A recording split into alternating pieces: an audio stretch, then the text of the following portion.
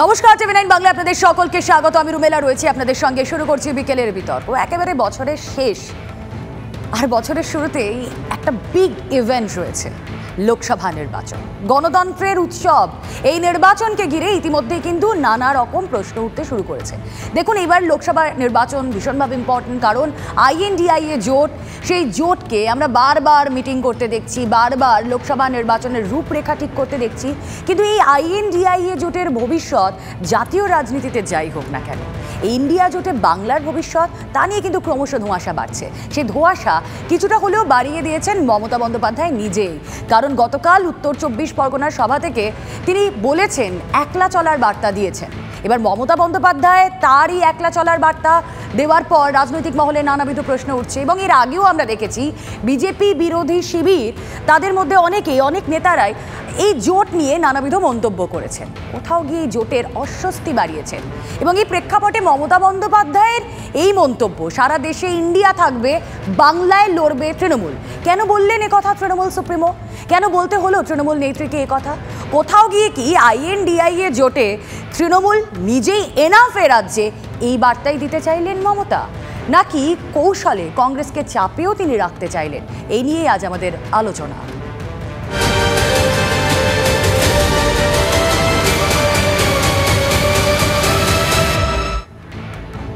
সুতরাং বুঝতেই পারছেন, চারটে মিটিং কিন্তু INDIA জোটের এই মুহূর্তে হয়ে গিয়েছে, কিন্তু তারপরেও জোট অঙ্ক কিছুতেই মিলছে না। আর এই জোট অঙ্কেই তো নারদ। বিজেপি বিরোধী লড়াইয়ে পথ দেখাবে তৃণমূলই, মমতা বন্দ্যোপাধ্যায় বলছেন, অন্য কোনো দল নয়। তবে কি বাংলায় একলা লড়ার ইঙ্গিত দিচ্ছেন তৃণমূল নেত্রী? আসুন কিছু ইম্পর্টেন্ট গ্রাফিক্যাল পয়েন্ট আপনাদের কাছে রাখি।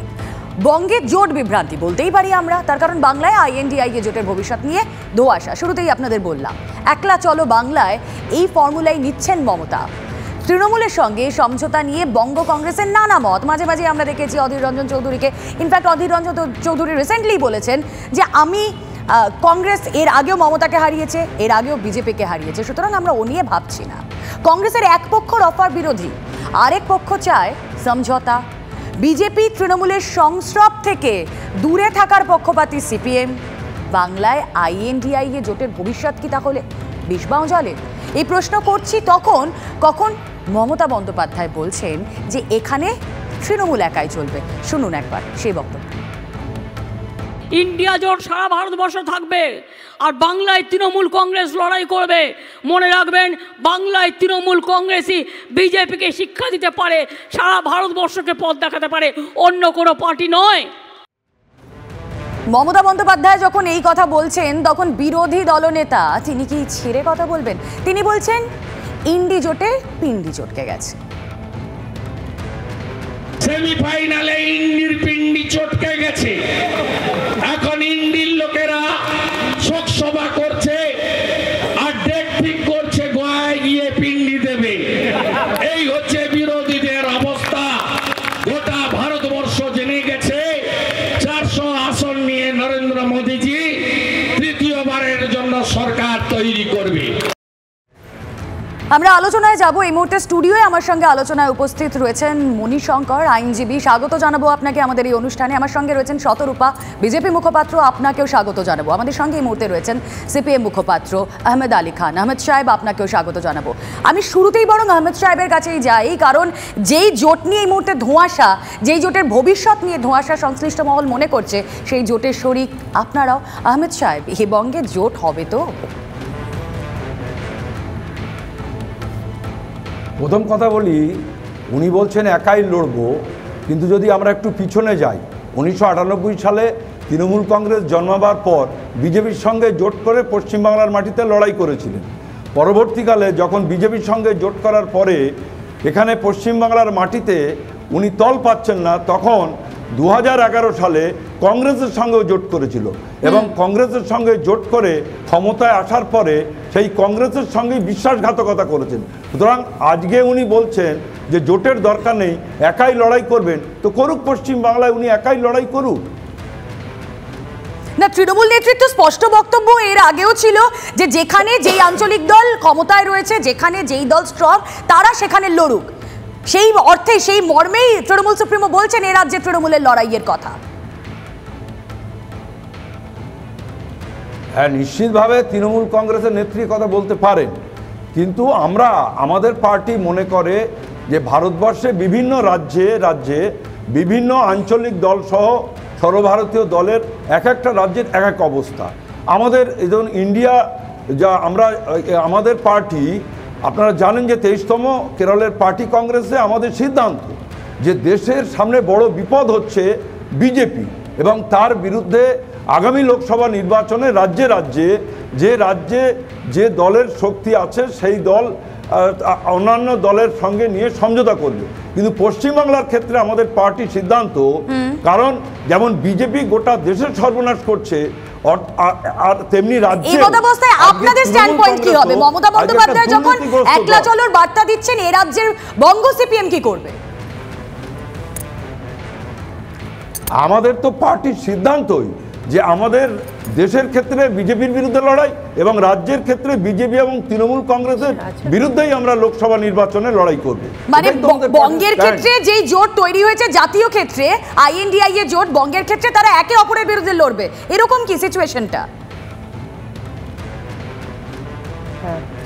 না, এ বিষয়ে আমাদের পার্টির সিদ্ধান্ত স্পষ্ট রয়েছে।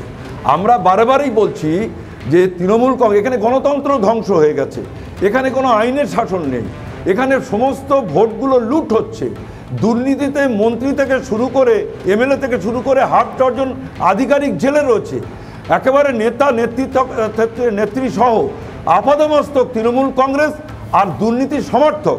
স্বাভাবিকভাবেই আসলে অমিত শাহ কি বলুন তো, এই রাজ্যের বিভিন্ন জেলার মানুষ যারা এই বিকেলের বিতর্কের শো দেখেন, যারা দেখেন যে এই বৈঠকগুলো যখন হয়, আইএনডিআই এর জোটের যে বৈঠক হয়, তখন সেই বৈঠকে সীতারাম ইয়েচুরির পাশে মমতা বন্দ্যোপাধ্যায় বসে রয়েছেন, আর এই বঙ্গের ক্ষেত্রে তারা একেবারে ডিফারেন্ট দুটো পথে হাঁটার কথা বলছেন, তখন কনফিউশনটা তাদের হয়। আমরা জাস্ট সলিউশন খোঁজার চেষ্টা করছি। আমি আসবো আপনার কাছে মণিশঙ্কর। না, আমি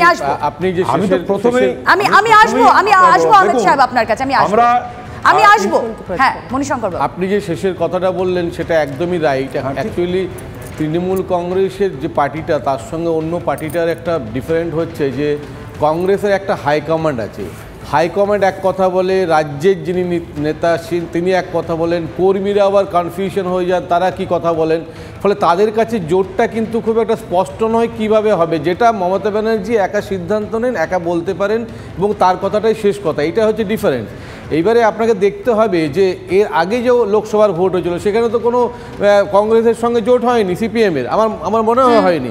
সেক্ষেত্রে কংগ্রেস কটা সিট পেয়েছিল? আচ্ছা, জোটের ব্যাপারটা হচ্ছে যে বিজেপি বাদ দিয়ে অবিজেপি যে দলগুলো আছে সেগুলো সবাই মিলে একত্রিত হবে বিজেপির বিরুদ্ধে। তার মানে এই নয় যে একটা লোক বা একটা কোনো জায়গা থেকে কোনো নেতা বলে দেবেন কোন রাজ্যে কোন কে ভোটে দাঁড়াবেন। রাজ্যেই সেটাকে দেখতে হবে, রাজ্যের যে দলগুলো আছে তাদের সঙ্গে মিলেমিশে করতে হবে। এখানে তো দেখেছি 2021-এ মোহাম্মদ সেলিম আর অদিত চৌধুরী একটা ব্রিগেডের মিটিংয়েই দুজনকে শূন্য করে দিয়েছে বিধানসভাতে। দুজন মিলে যে মিটিংটা করেছিল আব্বাস উদ্দিনকে নিয়ে, ওই মিটিংয়ের পরেই দুজনে শূন্য হয়ে গেছে। ফলে এদের সঙ্গে নেতা কই, মানে কংগ্রেস আর সিপিএম যে লোকসভায় ভোটে লড়বে, যে দুটো সিটে জিতেছে সেটা বাদ দিয়ে আরেকটা নেতা দেখাচ্ছে, যে নেতাটার মুখ দেখে সে একটা লোকসভায় জেতার মতো জায়গা আছে। মমতা ব্যানার্জি মনে করেছেন যে লিডারশিপ সিপিএম এবং কংগ্রেসের নেই, যাকে লোক জেতাবে, তার জন্যই মনে করেছেন যে বাকি দুটো সিট বাদ দিয়ে তিনি বাকিগুলোতে লড়বেন, এবং লড়ার পরে জিতে গিয়ে জোট প্রথমেই বললাম, জোট মানে এই নয় যে সবাইকে সিট ভাগাভাগি করে দিতে হবে তবেই জোট।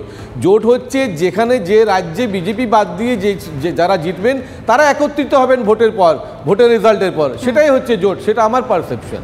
বেশ, শতরূপা, আমরা তো প্রথম থেকেই বলেছিলাম যে জোটের কোনো মাথা মুন্ডু নেই, বরঞ্চ আমি এরা জোট ওরা বলছে, আমি বলবো রুমেলা তোমার আমার চুলের মধ্যে যেরকম জোট করলে ঝামেলা হয়, ইটস জাস্ট এন এক্সট্রা ঝামেলা।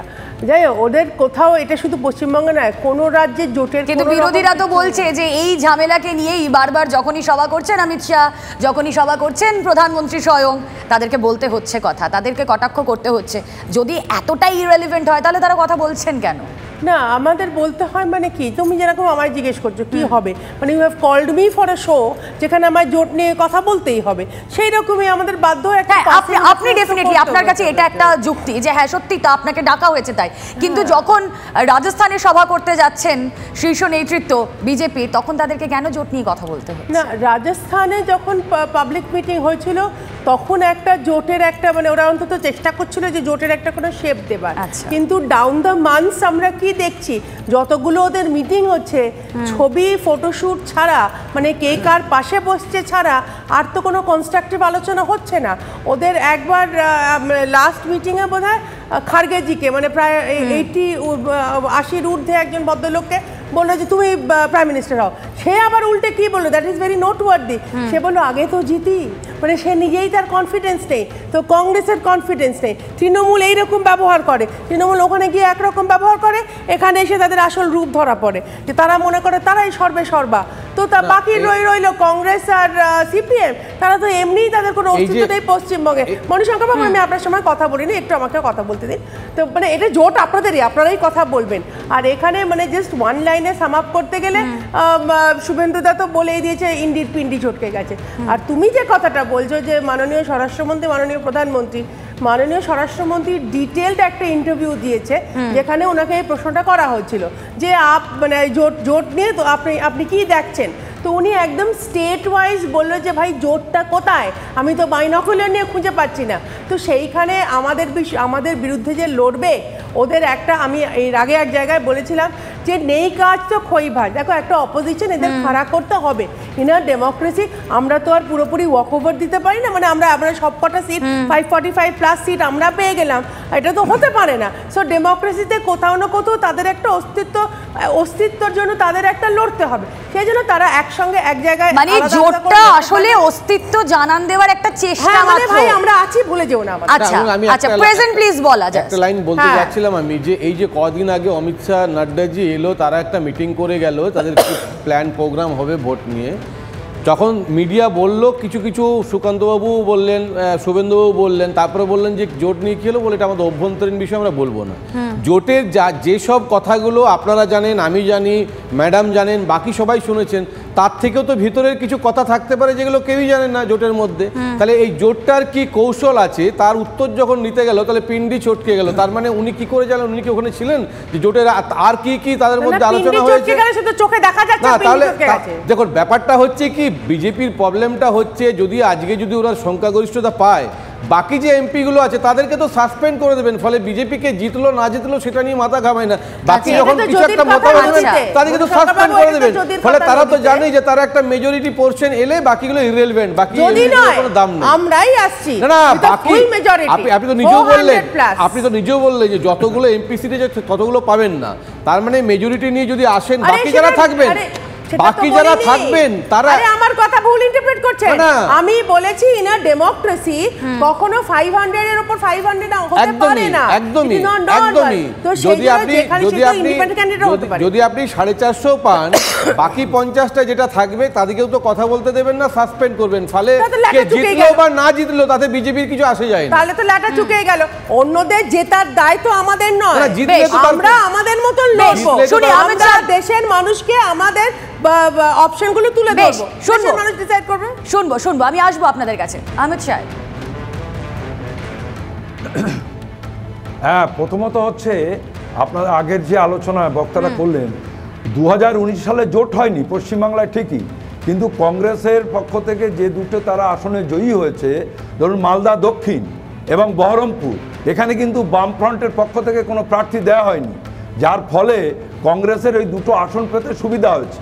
আর এই যে ইন্ডিয়া জোটের কথা বলছেন, আমরা বলছি যে গোটা ভারতবর্ষে এই নির্বাচনে বিজেপির বিরুদ্ধে আমাদের বামপন্থী এবং ধর্মনিরপেক্ষ গণতান্ত্রিক শক্তি যারা বিজেপিকে হারাতে চায়, এবং রাজ্যে রাজ্যে যাদের শক্তি আছে সেই শক্তি অনুযায়ী সেখানে জোট হবে। যেমন কেরলে, আমরা সেখানে কেরলে আমাদের মূল লড়াই হচ্ছে কংগ্রেসের সঙ্গে, কিন্তু আমরা চাইছি যে ভারতবর্ষে যে শক্তি বসে রয়েছে, অর্থাৎ একটার পর একটা যে কালা কানুন তৈরি করছে, দেশের সম্পদ বিক্রি করে দিচ্ছে এবং যুক্তরাষ্ট্র ব্যবস্থা ভেঙে দিচ্ছে এইভাবে, এবং ধর্মীয় মেরুকরণ করার চেষ্টা করছে একটা ধর্মনিরপেক্ষ রাষ্ট্র, এই শক্তিকে একটা ফ্যাসিস্টিক শক্তি আমরা আমি জিজ্ঞেস করছি স্বপ্নগুলো কোথায় দেখছেন, বলুন। ঘুমিয়ে না জেগে? আমরা বলতে চাইছি আমাদের যে আমরা যে বলছি রাজ্যে রাজ্যে ধরুন এই যে 3টে রাজ্যে ভোট হয়ে গেল এবং এই 5টা রাজ্যে, সেখানে 3টে রাজ্যে বিজেপি রাজ্যের ক্ষমতা এসছে, কিন্তু যদি ভোটের অঙ্ক দেখেন সেখানে বিজেপি যা ভোট পেয়েছে তার থেকেও কংগ্রেস ওখানে বেশি ভোট পেয়েছে এবং আদার্স যে বিজেপি মুখপাত্র তো বলছেন যে আপনারা আসলে স্বপ্ন দেখেন, বিজেপিকে হারানো যায়। আপনারা স্বপ্ন দেখেন, আপনারা জেগে জেগে স্বপ্ন দেখেন, বিজেপি মুখপাত্র বলছেন এই কথা। আমরা স্বপ্ন তো দেখতে হবে, স্বপ্ন তো মানুষ দেখে এবং সেই স্বপ্ন সফল করার জন্যই আমরা মনে করি গোটা ভারতবর্ষে বিজেপির বিরুদ্ধে যে শক্তি আছে আমরা স্বপ্ন দেখছি তাদের যদি একত্রিত করতে পারি নিশ্চিতভাবে এই 2024 সালে ভারতবর্ষ থেকে বিজেপিকে হারানো সহজ হবে। মণিশঙ্কর বাবু ঠিক এই জায়গায় আমি আপনার কাছে আসবো। আমরা তো বঙ্গে এই INDIA জোটের ভবিষ্যৎ কি তা নিয়ে ধোঁয়াশা, অবশ্যই সেই প্রশ্নটা মমতা বন্দ্যোপাধ্যায় স্বয়ং তুলেই দিয়েছেন, কিন্তু লাস্ট বৈঠকে INDIA জোটের সেখানে মমতা বন্দ্যোপাধ্যায় নাম প্রস্তাব করলেন মল্লিকার্জুন খাড়গে, সহমত হলেন অরবিন্দ কেজরিওয়াল, এবং আমরা দেখলাম যে সেদিনের পর থেকে সবার কাছে সর্বজনগ্রাহ্য হবে তো এই নামটা। আমরা ওয়েট করছিলাম, আমরা দেখলাম এনসিপি প্রধান শরদ পাওয়ার তিনি সরাসরি না বললেন, তিনি বললেন আগে নির্বাচন, তারপর প্রধানমন্ত্রীর মুখ বাঁচা হবে। এ তো জাতীয় ক্ষেত্রেও একটা দেখছি আড়াআড়ি ভাগ, কেউ মানছেন কেউ মানছেন না। দেখুন এটা মানে রেসপন্সিবল ডেমোক্রেসিতে এইটা সারা জীবনই চলে আসবে। এটা একটা মানে মানুষের বেসিক ইনস্টিংক্ট আর কি, যাকেই বলুন না কেন তার বিরুদ্ধে 2-1 থাকবে। এতগুলো একটা বহুদলীয় শাসন ব্যবস্থায় প্রত্যেকের একমত হবে এটা আমি বিশ্বাস করি না, সেটা ভোটের আগেও হবে না, ভোটের পরে হবে না। কিন্তু উনি যেটা একটা কথা বললেন, ঠিক কথা বললেন, CPM এর থেকে যিনি আছেন, আমরা অনেক সময় দেখেছি যে হাইকমান্ড যেমনই নির্দেশ দেখ না কেন, পঞ্চায়েত ভোট কি মিউনিসিপ্যালিটির ভোট কি বিধানসভা লোকসভা হোক, মানুষ একটা লোকাল জায়গাতে না একটা জোট করে নেই। সেখানে CPM-এর যিনি বলছেন যে বিজেপির বিরুদ্ধে যাব না, কোনো জায়গায় হয়তো বিজেপির সঙ্গে CPM-এর অ্যালায়েন্স করেও একটা জোট হয়, ফলে সেটা লোকালি একটা জোট, সেটা হচ্ছে মানুষের জোট, সেটা কিন্তু কোনো পলিটিক্যাল লোকদের ক্ষেত্রে হয় না। আমি পঞ্চায়েতও দেখেছি এরকম জায়গায় কোথাও বিজেপিকে সাপোর্ট করেছে CPM, কোন জায়গায় বিজেপি CPM-কে সাপোর্ট করেছে, এরকম পঞ্চায়েতের অনেক জায়গায় হয়েছে। আমি একটু ক্ল্যারিফাই করে দিই রুমেলা, পঞ্চায়েতে এরকম অনেক লেভেলে হয়, তার কারণ পঞ্চায়েতটা অনেক নিচু স্তরের ইলেকশন, যেখানে ধরো আমরা 3জন যারা আছি এবং আহমেদ বাবু এক বাড়িতে থাকি, আমরা 4টে ডিফারেন্ট পার্টি আইডিওলজি আমরা করতেই পারি। এবার তুমি আমার বোন, আমি তোমায় চিনি, সেই জন্য ইভেন্চুয়ালি তুমি আমি জেতার পর তুমি আমি একসঙ্গে একটা বোর্ড করতে পারি, but in a Lok Sabha this cannot happen, and in fact BJP কোনো অ্যালায়েন্সে ঢুকছে না। আমরা অ্যালায়েন্সে ঢুকে ভুক্তভোগী বাজপেয়ীর সময় থেকে, তারপর থেকে আমরা সেরকম ভাবে। অমিত সাহেব কিছু বলছেন, বলুন অমিত সাহেব বলুন। হ্যাঁ বলছি, পঞ্চায়েতের ক্ষেত্রে যদি কোথাও কিছু হতে, সবাই তো আর পার্টির মেম্বার নয় এবং পার্টির সদস্য নয়, স্বাভাবিকভাবেই পার্টির যে সিদ্ধান্ত আমাদের, এবং সেই অনুযায়ী আমরা বলতে চাই যে আজকের দিনে দাঁড়িয়ে গোটা ভারতবর্ষের মানুষের সামনে যে বিপদ, সেই বিপদ আমার আগের বক্তা উনি বলছিলেন যে প্রত্যেকটা দলের তার একটা নীতি আছে, তার একটা আদর্শ আছে, নিশ্চিতভাবে আছে, কিন্তু আমরা ভারতবর্ষের ক্ষেত্রে দেখছি আমাদের প্রধান লক্ষ্য হচ্ছে ভারতবর্ষের গণতন্ত্র ধ্বংস, সংবিধান ধ্বংস, ভারতবর্ষ যুক্তরাষ্ট্র ব্যবস্থা ধ্বংস হয়ে যাচ্ছে, ভারতবর্ষের অবশ্যই লোকসভা নির্বাচনের এই মুহূর্তে দাঁড়িয়ে অনেকগুলো দিক, অ্যাটলিস্ট রাজনৈতিক সমীকরণ অনেকগুলো বিভিন্ন রাজ্যে, কিন্তু আমাদের রাজ্যে যেই নিয়ে প্রশ্ন বারবার আগে উঠেছে, আবারও উঠছে, হয়তো এর পরেও উঠবে, তা হলো এই যে এত ঘটা করে হওয়া জোট, INDIA জোট, সেটা এই বাংলায় আদৌ সম্ভব হবে? তো প্রশ্নটা থেকেই যাচ্ছে।